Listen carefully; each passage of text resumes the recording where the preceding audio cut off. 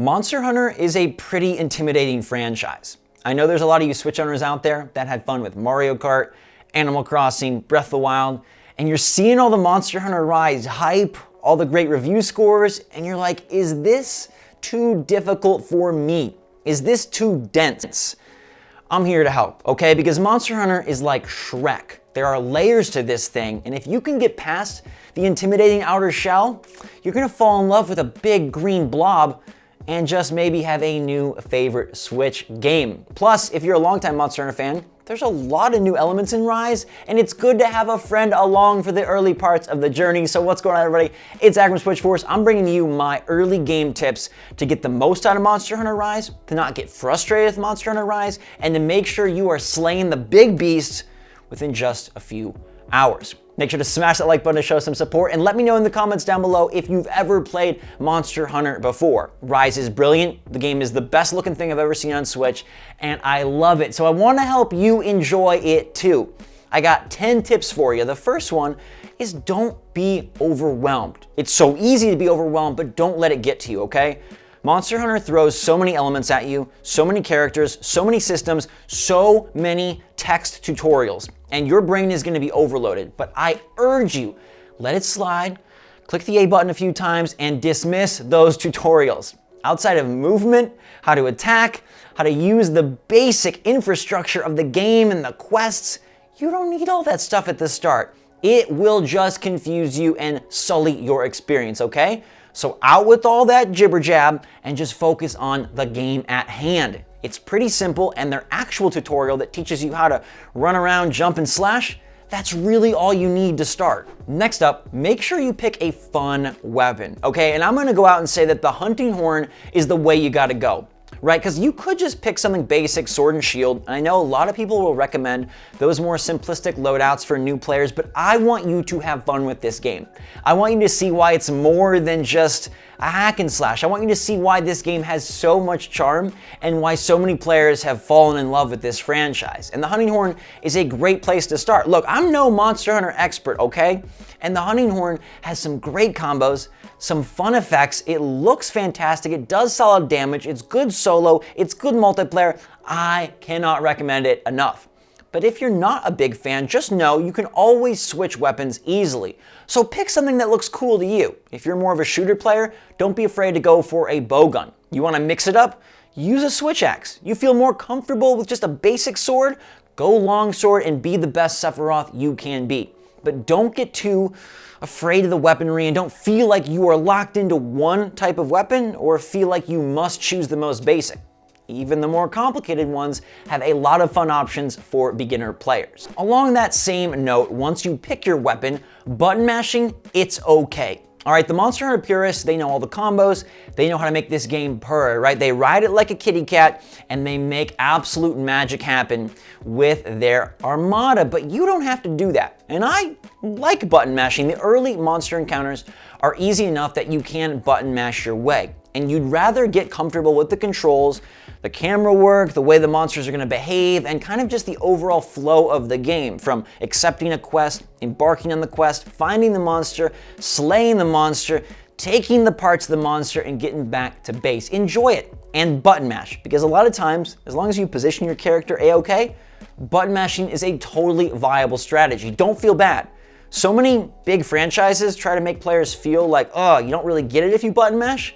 The early quests, the 1 and 2 stars, button mash away, my friends. Speaking of those early quests, do not get too bogged down in completing everything. I know perfectionism is a tough thing to fight against, and a lot of us want to always just complete our whole quest log. We see the beginner quests, we think, hey, these are going to teach me something, and I'm telling you, do not get bogged down. You just got to do the key quest to start.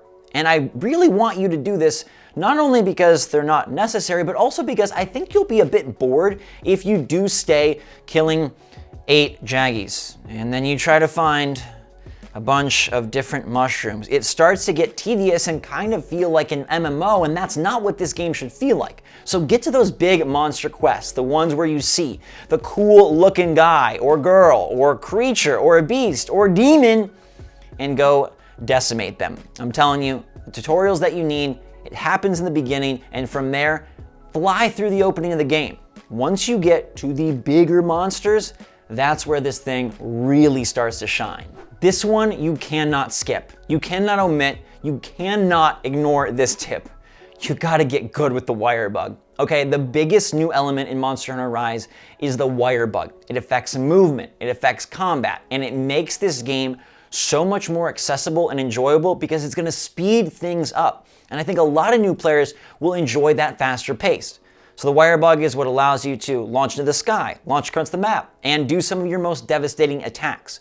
So get familiar and comfortable with that ZL button and get ready to use your WIREBUG. Now, anytime you see a +1 WIREBUG on the map, make sure to grab it and add it because having 3 instead of 2 is gonna go a long way. That cooldown timer, it's not that insanely long, but the more variety you have in terms of your moveset for dodging, for climbing, for attacking, it's gonna help you out. And if you're gonna practice anything and really, tutorialize any part of this game, it's WIREBUG movement. It's ZL plus X to go up, ZL plus A to go across, ZL plus ZR to aim and fire. Then you got, while your weapon's out, ZL and X for an attack, ZL and A for an attack. You got ZL and B for the, just get good with it, all right? So you've been playing the game for a couple of hours and you're working your way through, learning and feeling more comfortable. Now rush to those 3-star quests. That's where the game really starts to open up. And once you get to Aknosam, I feel like Monster Hunter Rise takes flight. It's the first monster that will probably challenge you. He's got a really interesting moveset. He looks so nice on screen. He's got the big mane. It's like he's wearing a headdress and he says, "Hello, I'm gonna smash you, crash you, fireball blast you." I love the rhymes in this game, by the way. It feels like it was written by me. And that is the point where the game just explodes into so much freedom and so much fun. So get to those 3-star quests. That's where the game really feels like it starts to hit its stride and really starts to feel like Monster Hunter. And after you kill a bunch of these big boss type monsters, do not be shy to spend their parts. I know one thing we're often taught in video games, especially with Soulsborne and things of that sort, is like, hey, hold on to your goods. Don't spend unless you have to. But I'm telling you, it's good to spend early. Go get a fun new looking set of armor. Go upgrade your weapon. Go get a new weapon, better yet. I really lean more towards forging new than upgrading what you got because you're gonna continuously get new gear, especially early on. And one of the most fun and rewarding aspects of Monster Hunter is when you get to harvest the parts off of the big beast you just slayed, bring it back to the smithy and say, hey, make me look insane. I wanna be orange, blue, green, right? You wanna have a weapon that now can do all sorts of new things. And if you did choose the hunting horn, it even mixes up your melodies and what kind of boosts and buffs you can provide for yourself and for your team. So get in those menus, okay? It looks like there's a million options, but just pick one. The early options are definite upgrades over your starter set and your starter kit, so it's gonna work out well either way. And then once you're deep into the game, now you can fine tune and be picky with how you spend your resources, but have at it with those early monster parts. This game is gorgeous, so make sure to explore the regions and feel free to go out of order, okay? You want to see those Frost Islands. You want to get to the flooded forest. The shrine ruins are nice, but we've seen a lot of that in the demo, in the trailers, and in a lot of the screenshots. This game is beautiful. I don't know how they did it on Switch. It's some sort of magic. I'm so impressed by this engine and this team. The game is lovely, so get out there and make sure to move around. Once you get access to different areas, go to the desert. Have fun in the ice caves. Enjoy the forest, and do not feel like you have to follow this game in some sort of linear progression. They make sure that the early quests are within the same realm of difficulty that you won't be outmatched really all that much at all. Now, one of the reasons you might have been attracted to this game, besides the pedigree and all of the pests, is the pets. You now have a Palamute and a Palico, the cat and the dog, and the customization is crazy. I spent way too much time working on my character, working on my buddies, but there's a lot more to the buddy system than initially meets the eye. So cross the bridge and make sure you open up the entire hiring system. Make sure you open up the gear system. It's something to target early to add that fun element, to feel like you can customize your pets, you can call in new pets, you can find ones that maybe look even cooler than your own, and you can send them off to grab goodies and gear for you while you're on your quest. This is a nice subsystem and one that I don't recommend the first 15 minutes of the game, but after you got a hang of the basics, it is a fun way to expand your experience in Monster Hunter Rise, and the systems here are fleshed out more than before, and I just love riding that freaking dog. I hope you do too. Make sure to drift. It's basically Mario Kart.